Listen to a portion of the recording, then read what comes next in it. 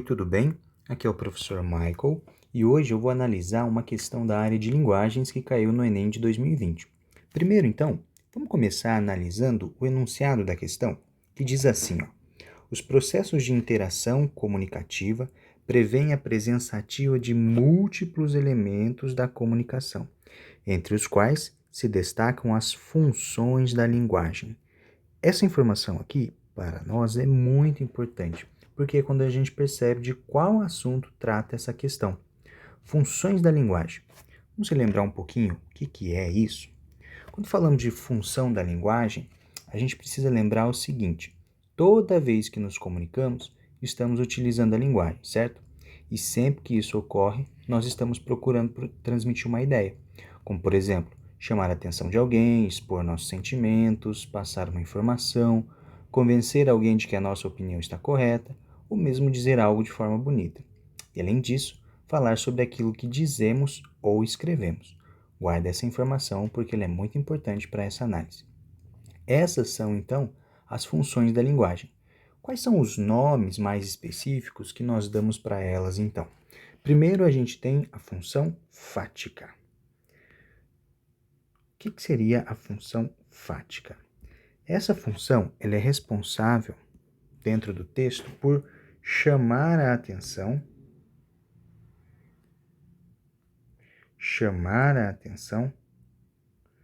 do nosso interlocutor.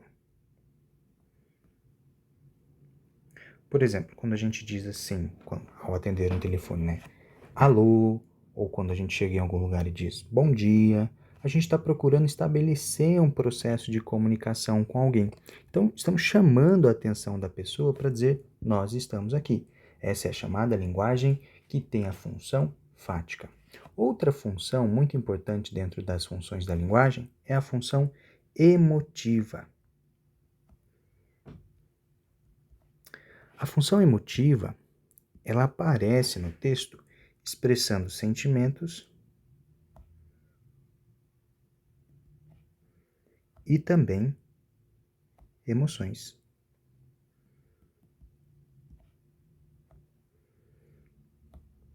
Essas emoções e sentimentos estão sempre se referindo ao eu.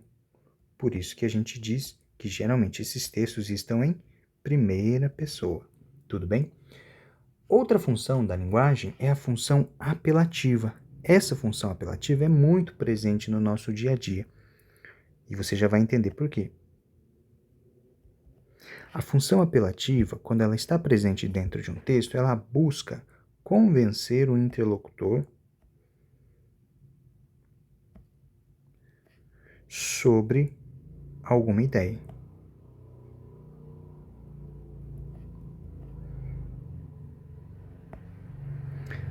Como que isso aparece no nosso dia a dia?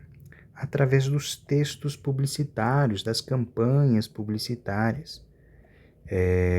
Toda vez que a gente vê uma campanha, por exemplo, de automóvel, de imóveis, dessas lojas, dessas grandes lojas, na TV, no rádio, principalmente na internet, né?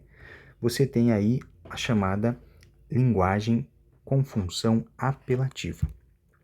Faltam 3. Quais são as outras 3? A gente tem também a chamada função poética. A função poética, ela tem como preocupação a expressão daquilo que se diz. Como assim? Ela se preocupa mais ela se preocupa mais com a forma daquilo que é falado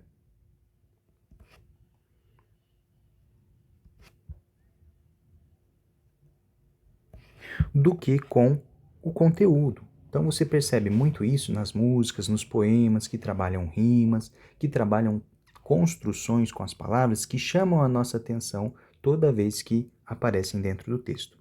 Além dessa função, nós temos também a função referencial.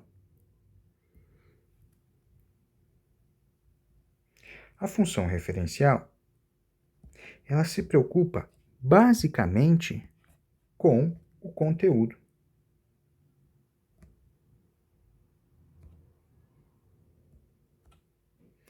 Ou seja, ela não se preocupa muito com a forma como aquilo é apresentado, a ideia dentro do texto é apresentada. Ela se preocupa mais com a informação. Textos como notícias e reportagens têm a função referencial como algo primordial. E por último, mas não menos importante, nós temos a função metalinguística.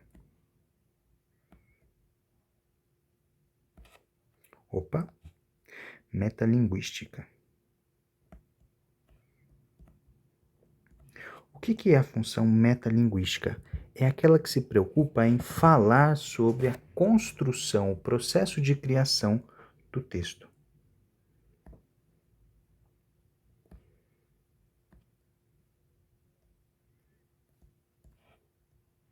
Por exemplo, quando você assiste um filme que fala sobre a produção de um filme, você está assistindo um filme que utiliza a linguagem metalinguística. Ou, olha só, quando você lê um texto que fala sobre a construção de um outro texto, você também está diante de uma função metalinguística. Para quem já leu a questão, ou que vai ler agora comigo, vai perceber qual é a principal função que aparece dentro desse textinho que abriu a questão. Olha lá. Vou-me embora para Passárgada. Foi o poema de mais longa gestação. Quando a gente fala de gestação, a gente está falando de criação. Em toda a minha obra. Vi pela primeira vez esse nome Passárgada quando tinha os meus 16 anos e foi num autor grego. Aqui o autor, então, Manuel Bandeira, ele está falando um pouquinho sobre o processo de criação do seu poema Fui-me embora para Passárgada. É um poema muito famoso e ele vai descrevendo como é que isso foi realizado. Só aqui a gente já teria a ideia suficiente para conseguir responder a questão. Mas vamos ler mais um pedacinho só para poder confirmar. Suscitou na minha imaginação uma paisagem fabulosa, um país de delícias como o Lévitation ou Voyage, de Baudelaire. Mais de 20 anos depois, quando eu morava só na minha casa da Rua do Curvelo, num momento de fundo desânimo, da mais aguda sensação de tudo o que eu não tinha feito em minha vida por motivo da doença, saltou-me de súbito do subconsciente um grito estapafúrdio. Fui-me embora para Passárgada. Senti na redondilha a primeira célula de um poema. Aqui a gente tem também mais uma informação que comprova que ele está falando sobre o processo de criação do poema.